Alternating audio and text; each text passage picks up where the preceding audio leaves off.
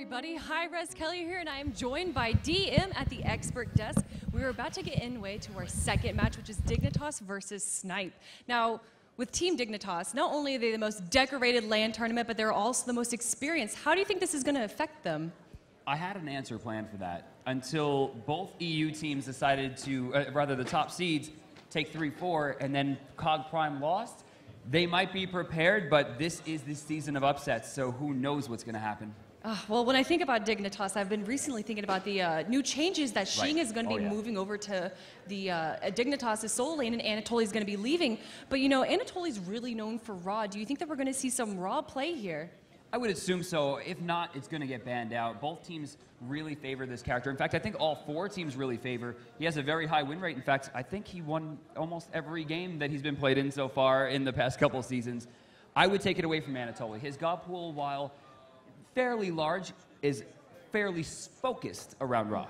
That's true. And, you know, when you talk about Dignitas, you talk about Lassus, the captain and the jungler. Lassus has been very innovative. We've seen Athena jungle be played by him. Do you think we're going to see anything new from him today? I mean, we just saw Mercury ADC, which, although not new, is still out of place. It's new enough in tournament. I mean, you see it in ranked, but that's a lot of trolly stuff. Seeing it here and seeing it do so well, especially against Barracuda, that's crazy to see. And Lassus is known as an innovator. I mean, Athena jungle by itself is one of the craziest things we've seen, and it's so focused, and it's possible. I mean, after what we saw from COG Reddit, it's definitely something we could maybe consider. You know, another thing about Lassus is that he's a very passionate player, and sometimes it lets his emotions get the best of him. How do you think that affects his play style? Well, there hasn't been a lot of smiles on the Dignitas team. They either look very focused. I think a lot of them see these change looming, and they're not all super thrilled with it. I mean, Anatoly has been a part of the roster forever, so I know Anatoly's going in hungry. With Lassus, if he gets behind early, that negativity could affect him. Anatoly's got to keep the team positive, make sure Lassus stays focused, because if Lassus stays in the game, man, it's always super strong. His presence is unbelievable. You know, talking about Anatoly, he's a little bit weak in qualifiers, but really strong at LANs. Right. You think he'll fare well this weekend? I think he wants it more than anyone in this room. I think he's going to do well. I hope so. And the team that they're going to be going up against is Snipe, the #3 seeded team, as being a team full of what I like to call potent personalities and extreme plays. Do you feel that this is an advantage or disadvantage for them? I think that's going to depend on the early game. If Weekend can get his ground early and show that he is a threat, I think maybe it'll shake Dignitas. If they get behind early, it might be just a little bit too much for them to handle. They don't have a great come from behind focus. A lot of what Snipe does is we get ahead early, we try to burn things down, and we win as fast as we possibly can. I mean, Shing was always known to run around the jungle, steal experience from each lane. Weekend is a little bit more conservative. He goes for a lot more ganks, a lot more pressure, but doesn't steal as much experience. I think we're going to have to look towards the other players on the team for a lot more cohesion. Well, one of those players being Jerby, the mid laner, you know, he took a hiatus a little bit from competitive play, and he's now back. Do you think that he's a little rustier, or is he hungrier than ever for a win?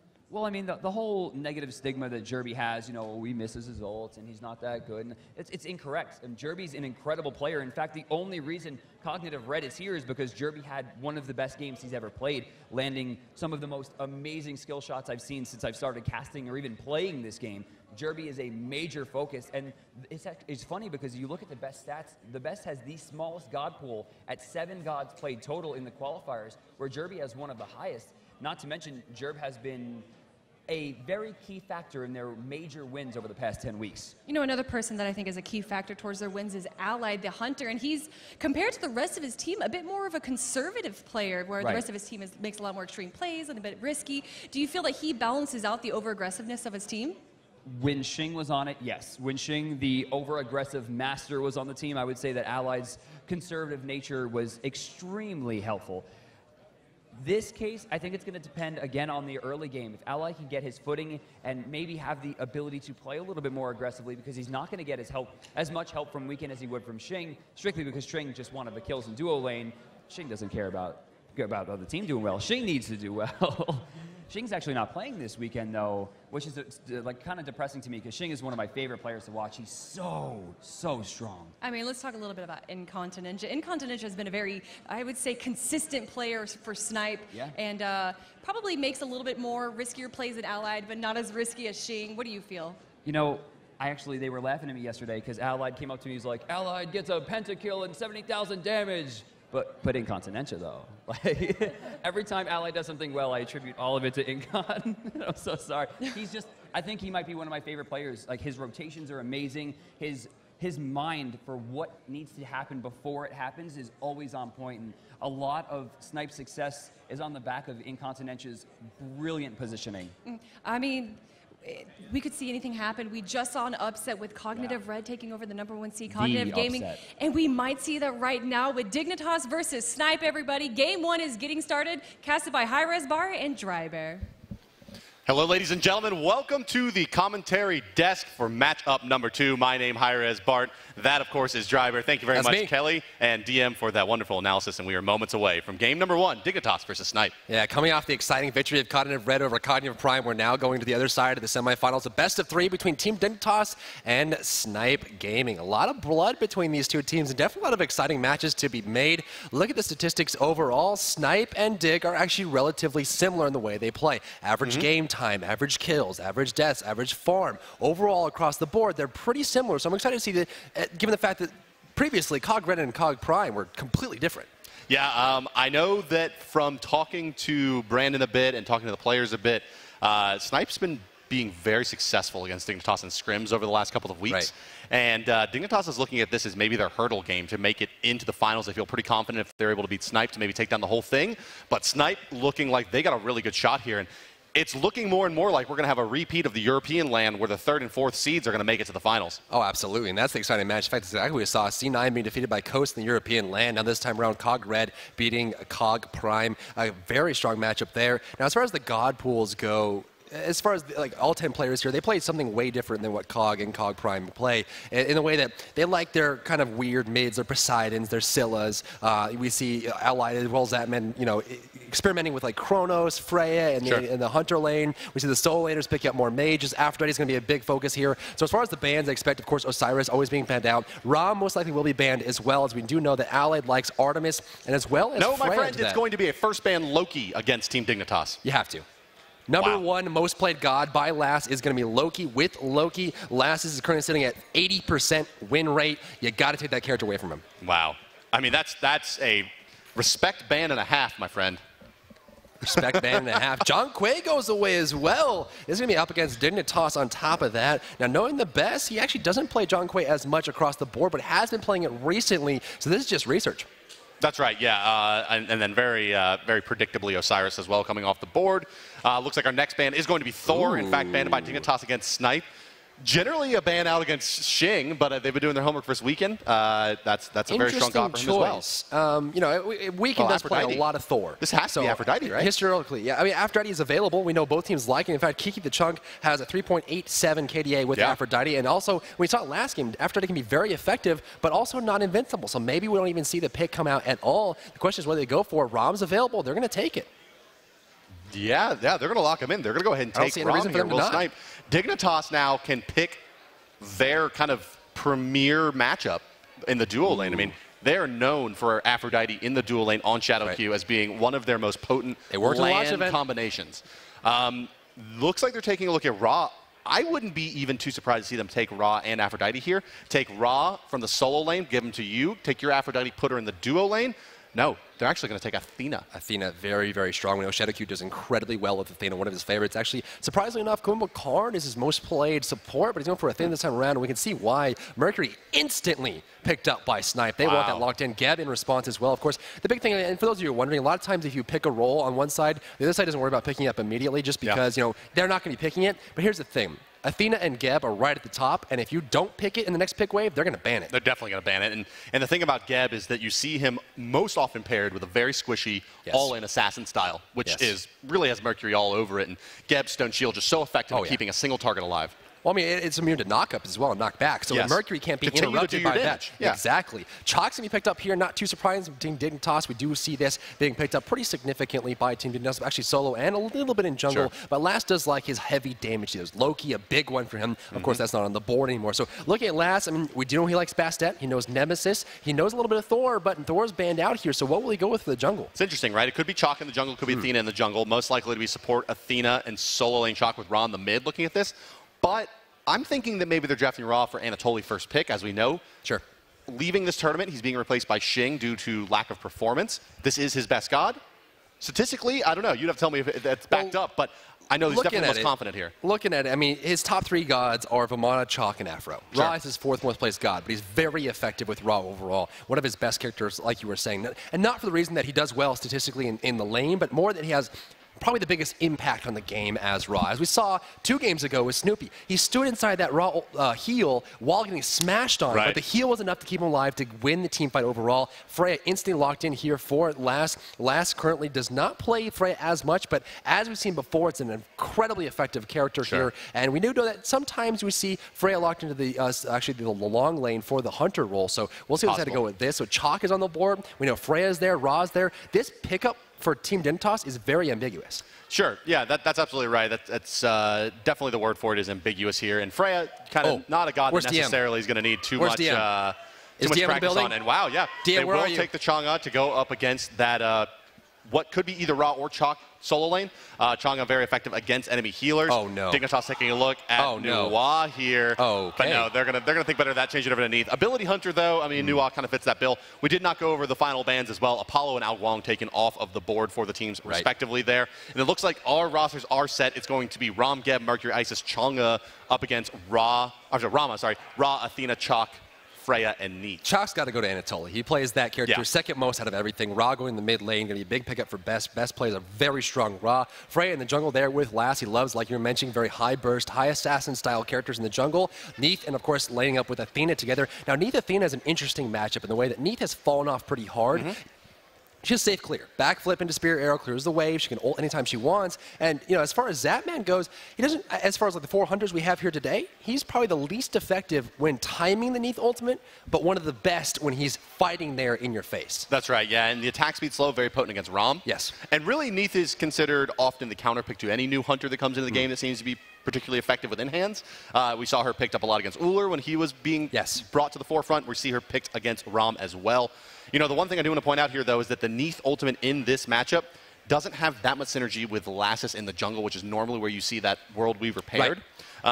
But it does have nice synergy with the Best on Ra in the mid lane, as well as Shadowcube being able to get across the map with that channel time. But with that, Dry Bear, we are going to be moving into game. Ladies and gentlemen, welcome to game number 1. It is Snipe versus Dignitas. Let's go ahead and introduce your teams. They are the blue team fighting out of the bottom side of the minimap and the left side of your spectator UI. Ladies and gentlemen, it is Snipe Gaming. They are Kiki the Chunk in the solo lane as Chang'e. Weekend will be your jungler as Mercury. Incontinentia and Ally combining for the duo lane of Geb and Ram. And in the mid lane, it will be Jerby holding down as Isis. Their opponents today are the reigning champions of North America in LAN. It is Team Dignitas. They are Zapman and Shadowcube combining for the Neith and Athena duo lane. The Best in the mid as Ra. Anatoly will be your solo lane Chalk. And in the jungle, the captain, it is Lassus on Freya. So we're going to see Weekend in the jungle here with Mercury starting with that typical Bumbas start into the tier 2 Hand of the Gods. So very offensive there, but pretty standard as well. Are you Across offended? the way, Zapman, I'm always offended.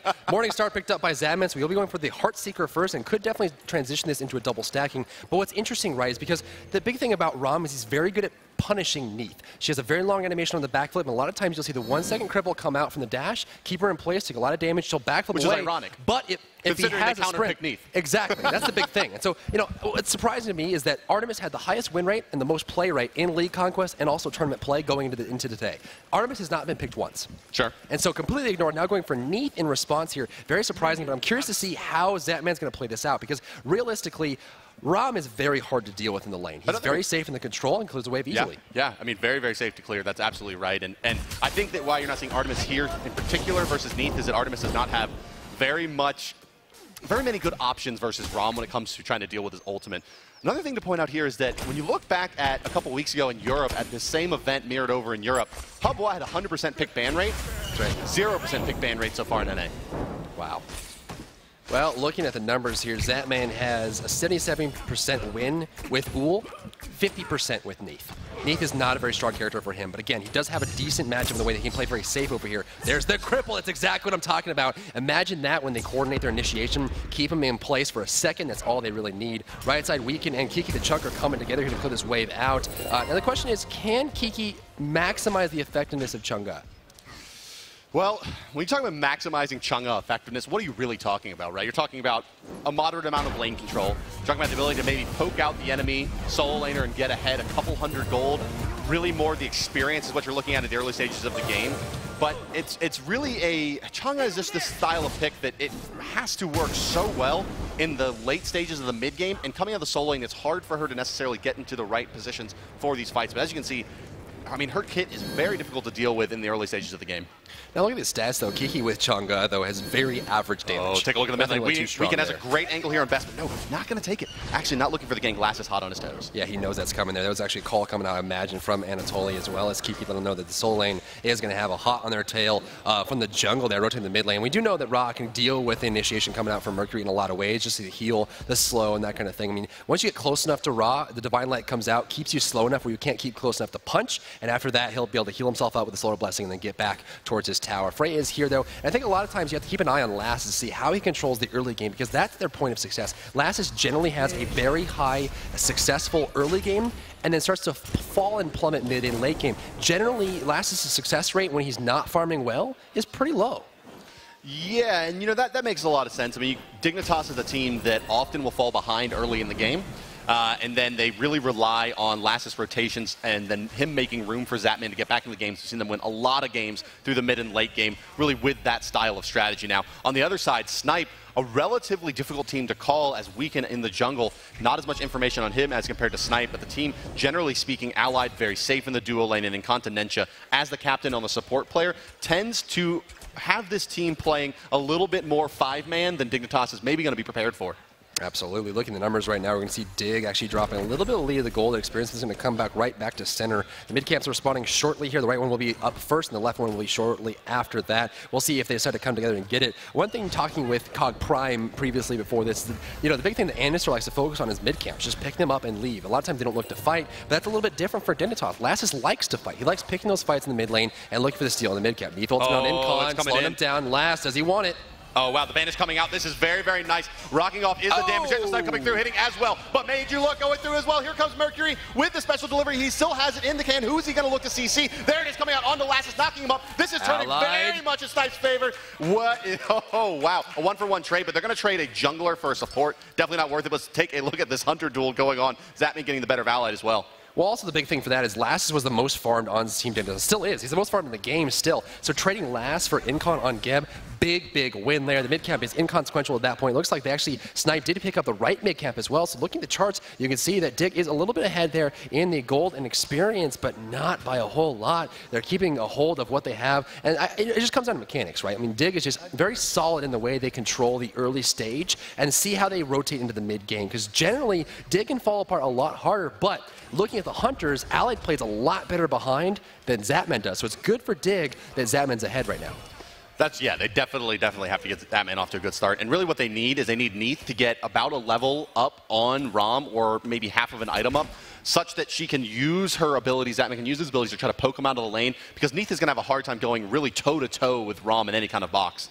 Well, look at the gold right now. Zapman's about 3K across the way. Allied's at 2,800. So Allied is actually the least farmed in the entire game. Incon, of course, got an assist in that last engagement in the mid lane and also got golden experience for the mid camps. And so a lot of rotation and movement coming from him. So its eyes are on Allied right now to keep his gold farm up. That's actually one of his weakest statistics across the board, is just getting enough money to buy things. And that's what Allied struggles with. He doesn't have the presence of mind to just keep track of all of his eggs in one basket and make sure that he's getting the minions in the lane. He's getting the blue buff experience in gold. He's getting a little bit of the mid camps. He's getting a little bit of the gold fury. He just misses too many things and they add up over time, where Allied just doesn't have the overall GPM to match. Take a look at this now. Lass is just now being able to pick up his orange buff after that death, setting him back, forced to go over to the solo lane, help out with the blue for Anatoly. Just now at 5 minutes able to pick that up for the first time. That means that they are about 45 seconds to a minute behind the average timing for that camp. And Dignitas is going to be a bit behind in gold and not going to have it available.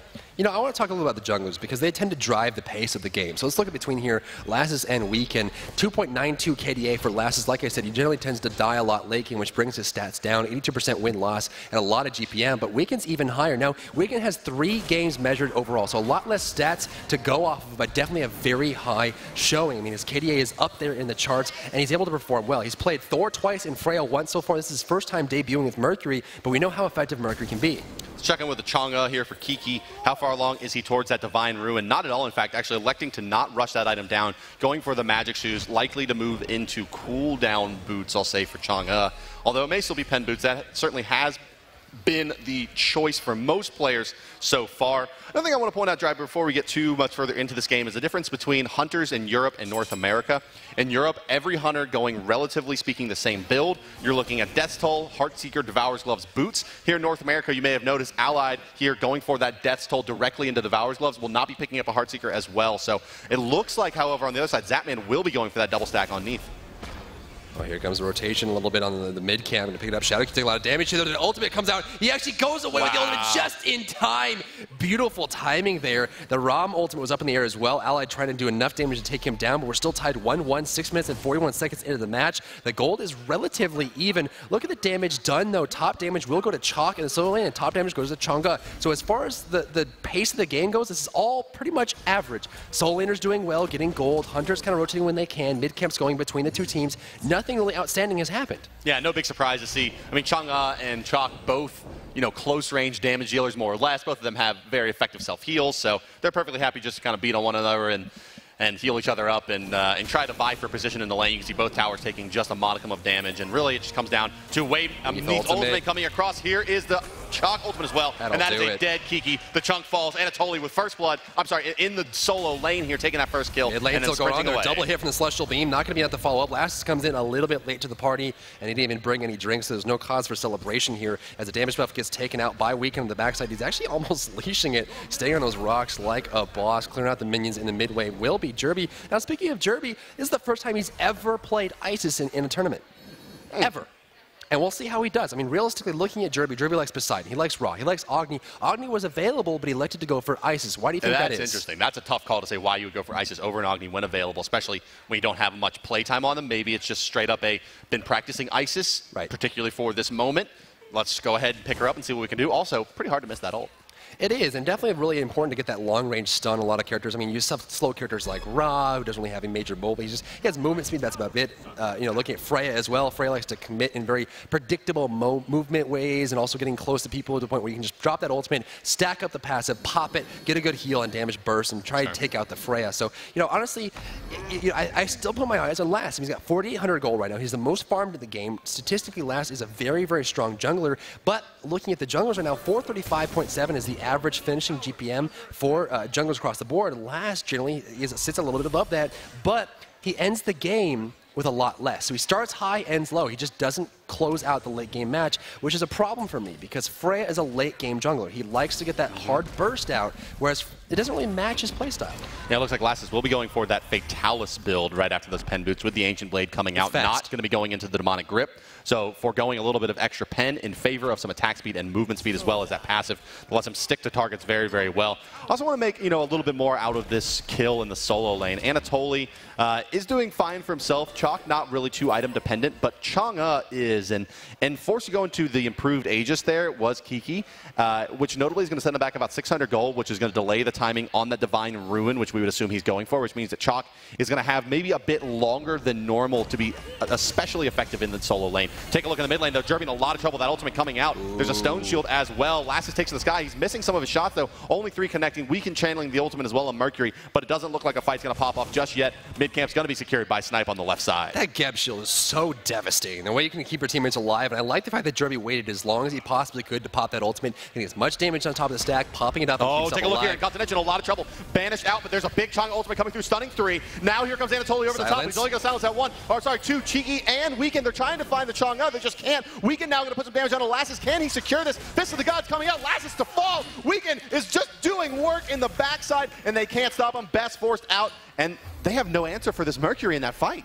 Wow, I see the Best actually backing away for the possible damage output on Weekend, forcing him back to the tower. He's going to let that one go. Checking back on the hunters, you can see left side Zapman is pushing Allied into a corner. The gold split is 5K across the way. Zapman's at 5,500, so a 500 gold deficit for Rom. Oh, Weekend's got an angle. Zapman's going to be in a lot of trouble here. I'm not sure he's spotted it yet. Rama takes this guy, backflip, bait it out into the toss. Down you go, sir. Allied finds a kill on the Zapman with help of his teammate Weekend. Beautiful team play coming out. We saw Allied, it wasn't that great of a matchup. He just trading blows, but he's just buying time for Weekend to get in there. The second the opportunity comes, you see Zapman commit. And once he commits, that's it. Especially with Neath. Neath is not a character you want to push with because the backflip's all you got, and it's one of the easiest mobility abilities in the game to predict and counter. Yeah, rare miscommunication there, I think. Well, no, sorry, scratch that. Take a look here. It's a counter ward by Jerby just off the left side of mid lane on the blue side that must have taken out the ward that allowed that rotation to happen. So this ward has been down for a bit, though. It should have been, Zapman should have been realizing that they didn't have ward coverage in that angle,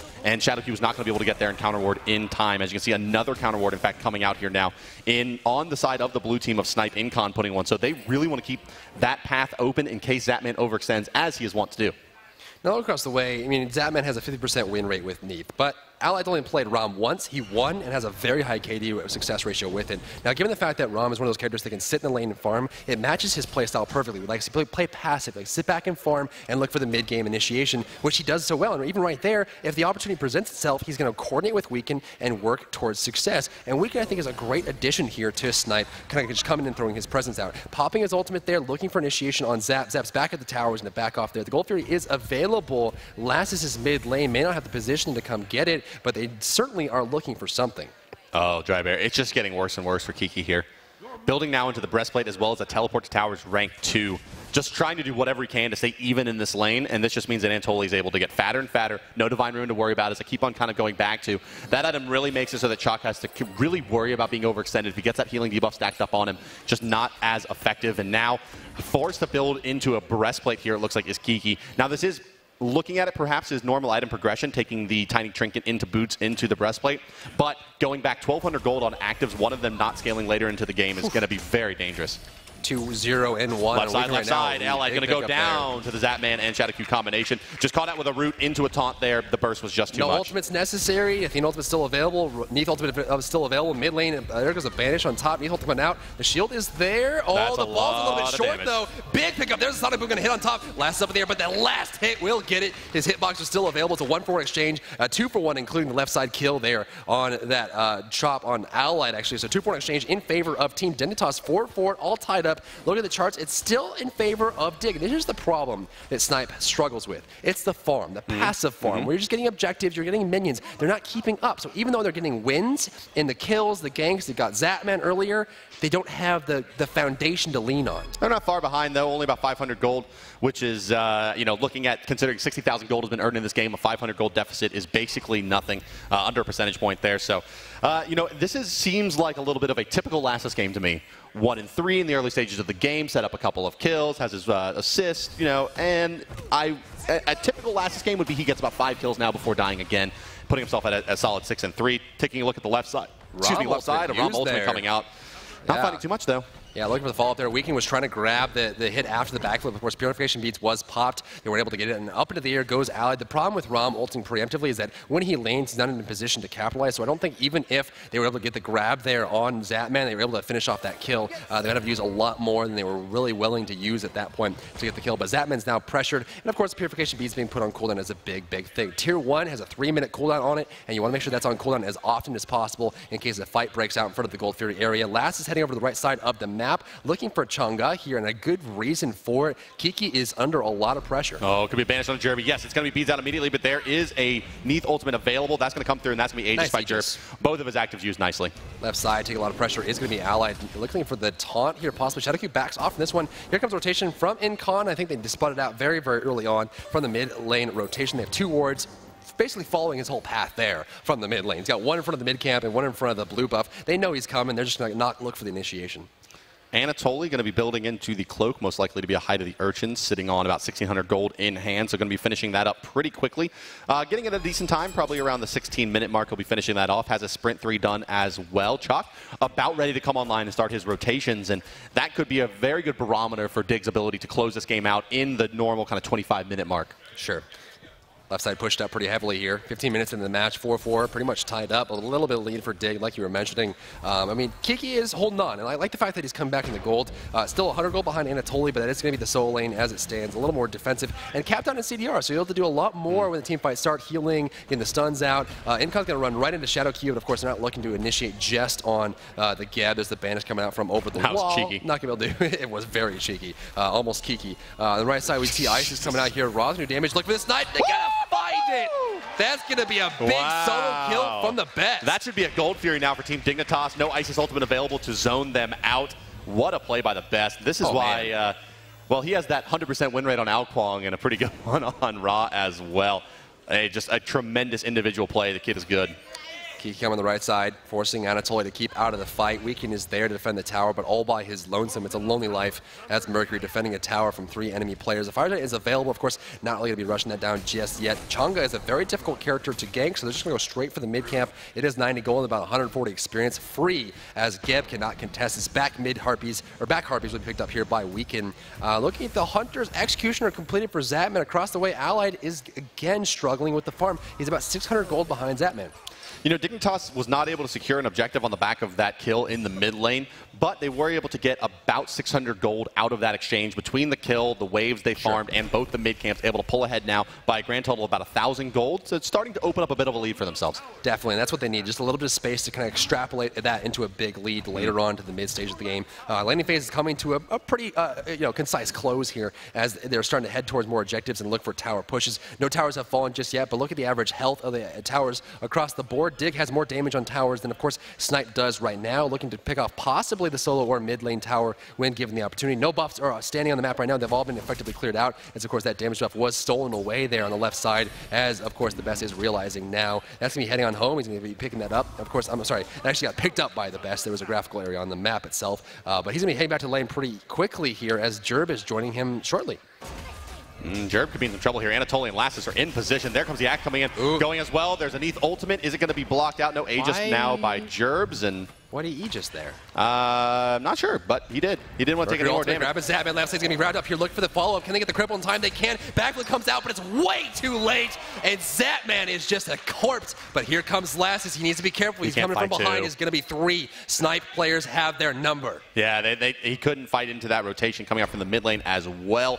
They do lose Zatman there, so it's a lot of their damage. Plus that large AoE attack potential, as well as that large AoE root. It reduces a lot of the CC on Dignitas. Silence on 2. Looking for Weekend. Knocked up. There's the banish. Double hog. Dig gets the Gold Fury. Dashway is weakened out, but there's Lassus looking for the damage here on top of Continentia. Kiki's dropping low. Searing Pain's going to hit no one. The Spirit Ball will be thrown out in a fruitless manner, and that will be the end of the fight. Dig walks away with a Gold Fury. Snipe thought they had it, but they didn't. That's huge for them, actually, breaking up the lead to 2,500. Even though they lose Zatman, they're able to recoup some of the gold there very easily from him losing farm, giving him some XP as well. Nicely done. Well, that Gold Fury actually came down to a very, very precise banish from Lassus. He banished up Incon. There's a double taunt in the mid lane, actually looking for Jerby here. They're going to be backing off. Chang'e ultimate hitting 2. Damage coming through here, but they're just trying to defend their tower. But Lass had a perfect banish there. And around 28% on the Gold Fury, he banishes. Now, of course, he fell back down right around the threshold, but because he was in animation and kind of just displaced from where he wanted to be, in kind of to think, okay, am I looking at the bar? Where am I? Just not really knowing where he is. And of course, it's an easy shot for Shadow to just say, hey, my Gold Fury. That's right. And going a little bit deeper into the mechanics of what makes a Gold Fury or an Objective Seal work is basically one of the players, the aggressive team, is trying to guess when the objective is going to fall into the threshold, while the team that is for all intents and purposes defending the objective they're taking is really generally trying to secure it once it falls into the threshold. Right. So there, Shadowcue coming out on top with the guessing game. Definitely very strong and very predictive, as Shadowcute is known to be. Weekend's popping his ultimate here, looking for initiation. Going to find it, going to hit no one actually. The taunt. Oh, Hand of the Gods on the best, and the backside taking some damage. Geb still will keep him alive. Neath ultimate, Last dropping down. He's going to go down very intensely there as Kiki's forced away. Great chance of Anatoly will stop their aggression, but honestly, Snipe doesn't care. They got their win. Yeah, they continue to be a strong force in this game, even though the gold's slipping away from them a little bit, leveled out now just a bit, starting to go back their way, but still over 2,500 gold in favor of Dignitas. Experience 5K as well, so the levels are really looking like, so you can see the level disparity mostly in the supports generally in these games, and already Shadowcue sitting at 15, Incon just dinging 13. You know what I see a big problem here? Lass is keeping up in farm. He's got his mechanics. He's got everything down. The problem is he's not doing any damage. He's done 4,400 total this entire match, which is, I mean, that's like just over double the support. It's a big pickup there. So now forcing away, and Anatoly on the tower here, defending it the best he can. Now they can bring it up. Anatoly forcing back, damage on top, forcing him down. And looks like we're going to be taking a second. Yeah, here. I suppose we will. Looks like we had a little bit of a an issue on the backside of this one, guys. So we're going to quickly pause the game, and we'll talk a little bit about where we are and what we're looking at here. We're looking at beautiful faces. You know, yeah. Hello. So yeah. Yes, we have the game still here on our end, and we're going to go ahead and keep the game going, guys. But I do want to take a moment here, Drybear, to continue talking about exactly what we're seeing out of Lassus. As you mentioned, not having too much damage to his name so far in this match. However, what he does have is this Bancroft talent coming out now. So with the Bancroft talent, going to be able to do a lot more damage. Because, right, he went for just a Fatalis, and with just a Fatalis, what is he really able to get, right? He doesn't have, he's just a pen for the boots, just the magic power from the boots. Right. And now he has Bancroft's talent. He's going to start doing more damage and have more lifesteal to his name.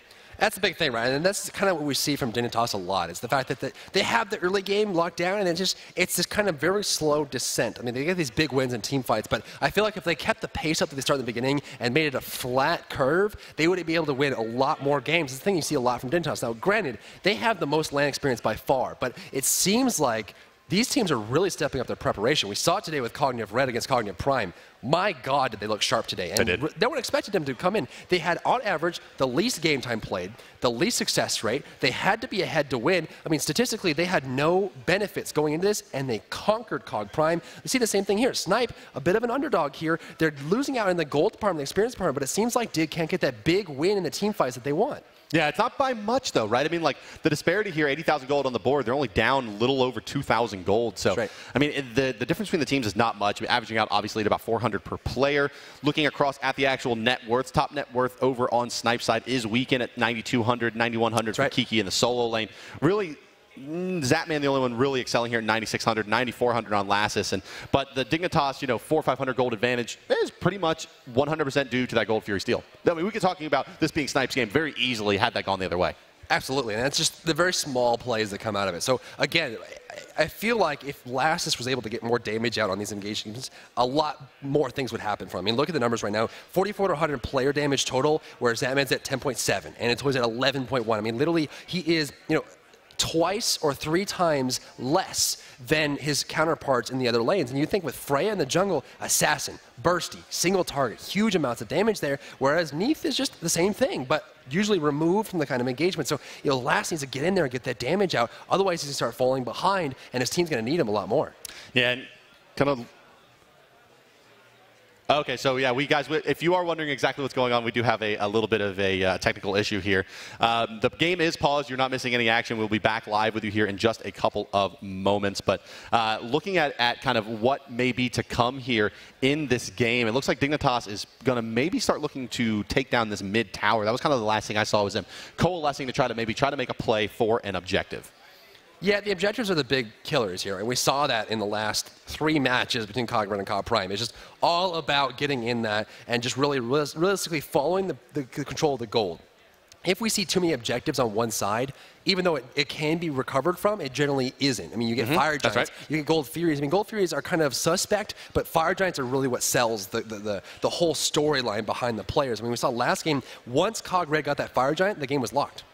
That's true. And guys, we are moving our way back into the game here now. We're just going to make sure that we're back live. We'll have the players on pause in just a moment, and then we'll continue on with our coverage. If you are just joining us, guys, welcome to the North American Kickoff LAN. $50,000 on the line here. We are live in Atlanta, Georgia. My name is hi-rez Bart. My co-commentator today, the one and only Drybear. Hi. And we are very happy to bring you the rest of this game. If you are just joining us once again, it is Snipe versus Dignitas. You're in game 1 of a best-of-3 matchup. And the winner of this will go on to face Cognitive Red, who took out their sister team in the first matchup today. Yeah, that was a big upset, but probably one of my favorite series overall. The way they were able to play those matchups and the fact that just going into it, no one expected Cog Red to do as well as they did. And here, again, we have a lot of success coming out from Snipe. Dig is pulling ahead here, but again, Dig historically is not the late-game team. So even though Dig has that early lead, they almost always have an early lead. So we'll see what Snipe can do. I think a lot of eyes are here on Allied and a lot of eyes on Kiki the Chunk. Weekend is doing a fantastic job of subbing in for that jungle role, and he's just kicking so much butt here. Jerby playing Isis for the first time in his competitive career in Smite World Championship qualifiers all 10 weeks. Now coming in today, playing Isis for the first time. He's doing pretty well. I mean, he's got the ultimate down pat. And I think the hardest part about playing Isis is really deeply understanding that ultimate. Sure. Can you put it in the right spot where you're going to get enough bonus? But be able to pop it early enough, we're going to get benefit from it. You know, I think that looking at Jeremy's ISIS play so far in this game, what's really stood out to me is more his use of actives. Yes. His Beej and his Aegis has been very, very on point. He's avoided a lot of ganks that should have been early conversions for Dignitas that would have made the Lassus snowball even more potent. So I think where we are right now is, you know, he's done a pretty nice job for himself to really make sure that his deaths are down. Jeremy only sitting at 1-1-1, so he's looking pretty nice. Right. Looking statistically, though, at Kiki the Chung playing Chang'e, his damage output per game is just completely average. There's nothing exciting about it, nothing low about it. He just does a decent amount of damage to Chang'e and looks for the fights. And that's why I like the fact that he has an Aegis and he has his teleport. That means he's going to be around the map assisting a lot of ways, keeping the heals up. But the big thing is going to be that waxing moon. It's a big stun, a big AoE team fight. And a lot of times we'll see players on Dig group up. So maybe they'll try to capitalize on that. Across the way, though, we see Sprint on Chalk. And here's the thing about Chalk. When Sprint's active, he is a deadly machine. You do get out of his way or you're going to die. But when Sprint comes down, all of a sudden they have a way to open it up. So if they're able to kind of spread out that early 3 to 4 seconds of the team fight, Snipe may have a chance. Yeah, and so just to catch everybody back up, we are back live with the game here, is a couple of things happened there. Dignitas did end up taking that mid tower that I was mentioning. They were able to group together, take the tower down. They're sitting on a gold lead of about 4,700 now. Some items starting to be completed as well. That Bancroft challenge mentioned, done on Lassus. Zapman actually electing to finish off his Executioner before his Devourer's Glove, which he's now building into. But besides that, we are pretty much ready to go, guys, so we should be back in the game any second now for you.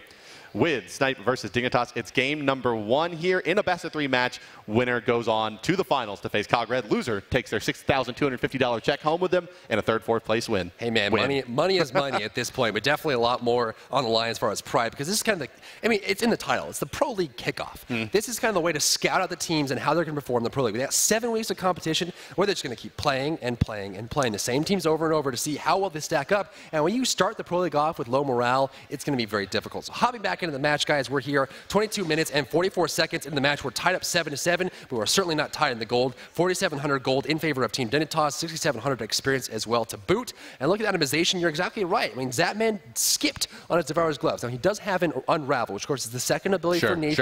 Gets the slow attacks, but also heals. So he knows he has the sustain, and he knows that, you know, as far as ROM goes, a lot of times they just farm, look for the push, but generally just farm. And so Zapman's kind of leveraging that to just get a little more damage early, because if you have a Heartseeker and you have the pen on the boots, you're able to use more ultimates to greater success.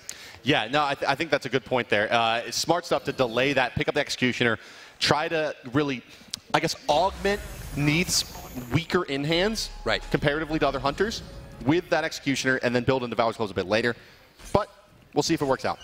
We will see indeed. Now, of course, Chuck is going to finish off his chin size. He's got Sprint 3 and Hog 3. He's ready to go and raring to get the opportunity to do it. He's got a lot of damage output on top of everything. I've seen a lot of great ultimates, the Storm Calls from Anatoly so far. Of course, this is an ultimate that gets a really great spread of silence, but look at Dig going straight for the Gold Fury. Incon's there. There's the blink. They're going to leash it. Kiki got port towards. He's in the back lines here. This could be a big ultimate coming up from the Chang'e. There's the Chang'e ultimate being used. Rob as well going to go up and start raining down his damage. Zapman's able to pick up that kill on the weekend. None more coming out. Double kill now for Zapman in this fight. This could be a lot of trouble now as Lassus finds kill. Totally as well into Jeremy. One more to do it for Allied. He's going to get pinned in. Here comes the damage from Zapman. The follow-up as well. He's dashing away. This should be a 5-man wipe. DSI, Team Dignitas, and a Gold Fury. And a clean one, too. That was a 5-0 exchange in the team fight. They conquered it. Lassus got out when he needed to, kept his HP high enough to bring everything together. And not only are they going to get Gold Fury, the Gold Fury area, get the DSI, they're saying, you know what?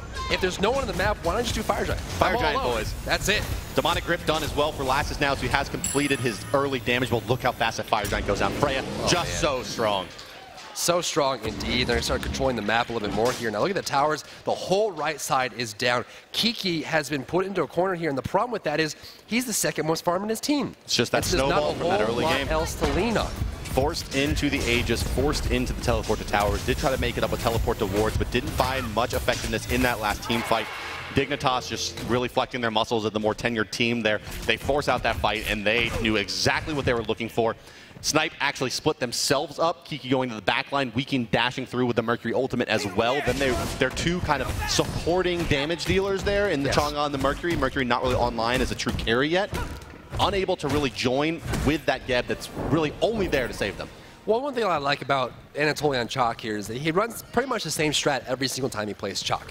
He uses the passive to keep his mana high, waits for the enemy god to go back to the base, and then he kills the tower and joins the team fights. I mean, realistically, looking at the stats for Anatolian Chalk, his damage is slightly above average. His kill-death ratio is just straight average. His damage taken is way off the charts, and his structure damage is way off the charts. All he does is clean out the solo lane for towers, jump into team fights, take a lot of damage, and let the rest of his team do the work. And that's what's working right now. Both solo lane towers are down. That he's able to rotate, tank the team fight, silence everyone, and let Zapman and Lassus do some huge damage numbers. That's right, and Snipe now basically forced to just eat this. Initiation over on the right side. Incon going to use the ultimate. They're going to try to catch out Lassus, but Lassus healing up with his ultimate while he's out of combat. Ooh. Damage coming in as well from the Rom side. Not enough. There is a special ability from Mercury into the Isis Fall. Not enough. Lassus cleans up Weekend, no problem. But it's a big waxing moon from Kiki the Chunk. Will it be enough to turn the fight in favor of Snipe? Rom going on top, the double stun coming out from Jerby. Jerby eats out, but he can't go anywhere. Spirit will take him out. It's a killing spree for Zapman. Double top from Shadowq. Zeri paid on 2. Kiki's dropping low. He's going to try to get away, but he can't go anywhere, and neither can Allied. The spinning axe of death will call his soul, and now Incon is left to defend all alone. This should be the game. Dignitas should be able to push in, break the base here. They'll take the first Phoenix. They're going to expose the Titan. They may just go for the jugular here. Only Incon, no ultimate available on that Geb. Just a knock-up away from being out of spells to defend. Anatoly starts to tank the Titan. In comes the fire minions. Not just yet. Incon looking to fall. Lethal ultimate coming down. Down he goes. A diddly side for Team Dignitas. And it is going to be game number 1 going their way. Wow. 17-8. The total number is going to be 12.9K. 20,000 experience in the lead. Top player damage went to Rom on Allied, and he wasn't part of many fights as much as he would have liked. In fact, I'm sure a majority of the damage dealt from Allied was just from his ultimate. He was just up in the air, sniping from range. But the problem with Rom's ultimate is it's not like an Apollo ultimate or an ETH ultimate, where you just contribute the fight and then you're able to get in. Rom is from far away, and he lands straight back down from where he came and has to walk to the fight. And all of a sudden, you can't contribute immediately after. There's no immediate satisfaction from Rom getting the fight after his ultimate has been activated. Look at the numbers right now. 3-0 and 11 on the best. Huge amount of contribution there. I mean, look at the numbers as well as far as the healing done. 11.4K on Raw. This is the reason why Raw was so heavily prioritized in the last 3 matches. Yeah, and we saw Best just play lights out. I mean, 2 massive snipes, one off that taunt at the end of the game and that one in the mid lane. We do have a replay available for you guys, so it's going to be the POV for the Dignitas Hunter Zapman during that Gold Fury fight where they baited it out and were able to wipe Snipe, setting off that chain of events that gave them the game. And here you can see Zapman's positioning just so nice. He actually takes a lot of CC there, but is able to get himself back out of this fight and then rotate back in and is picking his targets quite well. Weekend gets taken out in Continentia. He just hits him 4 times as he tries to exit that fight. Lassus secures that final hit, but you can just see the positioning from Zapman. This route secures the kill on the Rama, easy peasy, and that cleaned up Snipe. And once again, Best. I mean, he has 3 kills this game, and it was 3 very nice snipes. It was. And the biggest thing about Rom as well is that it's hard for people to kind of like look at that and say, wow, if I'm playing from behind, I can influence this fight. Because low mobility, I mean, he's got good focus, but if your teammates are dead, that's a big thing. That's something that a lot of Hunter players don't really understand, is the fact that if you get out of the fight early enough, you definitely can make a big difference when the mid-fight comes about. Well, guys, with that concludes our commentary from the desk here. We'll be back for game number 2, but before that, we'll toss it over to Kelly and Gabe. Thank you so much, Bart. Oh my goodness, Kelly, the plays today have been just absolutely electric and alive and just everything that you would expect from an awesome gaming event from hi-rez Studios. Coming up next.